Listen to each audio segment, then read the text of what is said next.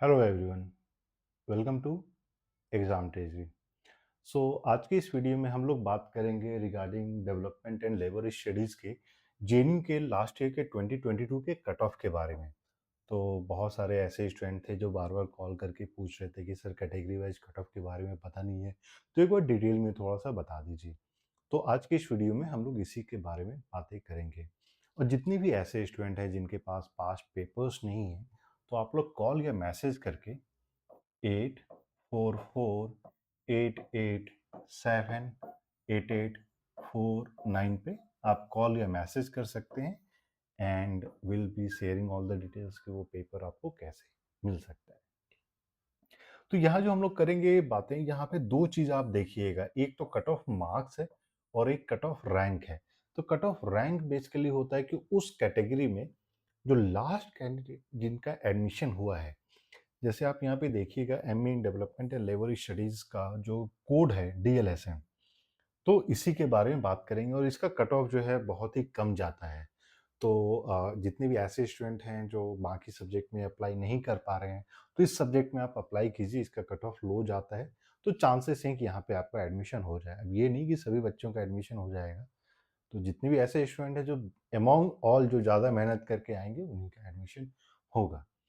तो सबसे पहले अगर हम लोग बात करते हैं अनरिजर्व कैटेगरी का, तो उनका जो कट ऑफ गया था 46.6667।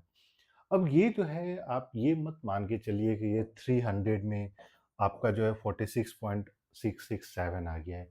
जेएनयू ने इस बार क्या किया है कि आपके जितने भी आउट ऑफ 300, मतलब जेएनयू सिर्फ डोमेन सब्जेक्ट्स के मार्क्स को कंसीडर करता है, तो ये आउट ऑफ 300 जो है आपके जितने भी मार्क्स आते हैं उसको जेएनयू परसेंटेज में कन्वर्ट करता है।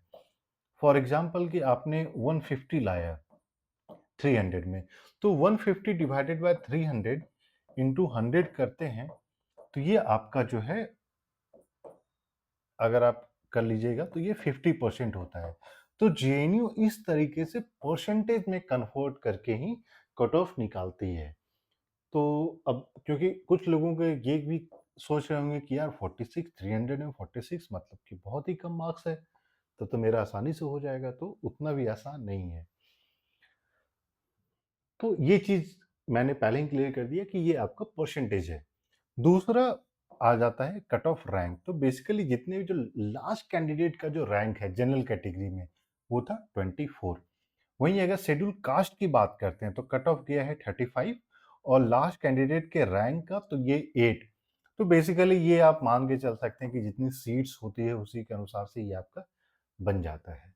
वहीं शेड्यूल ट्राइब की अगर हम लोग बात करें तो 25 और रैंक गया था 4। पीडब्ल्यूडी कैंडिडेट का 31 और रैंक, अब क्योंकि एक ही सीट थी तो एक ही का एडमिशन हो पाया। ओबीसी का 40 मार्क्स, 40% पे एडमिशन हुआ है 22। अब यहाँ पे ऐसा नहीं कि 22 सीट्स हैं, बेसिकली ये भी हो जाता है ना कि बहुत बार कि कुछ ओबीसी के कैंडिडेट्स का ज़्यादा मार्क्स होगा 46.6 है, तो उनका एडमिशन जनरल कैटेगरी में हो जाता है, तो यहाँ पे नीचे रैंक वालों का भी एडमिशन हो जाता है। वहीं अगर हम लोग बात करते हैं ईडब्ल्यूएस कैटेगरी का, तो ईडब्ल्यूएस का 39.33 और लास्ट कैंडिडेट का जो रैंक था वो था 9।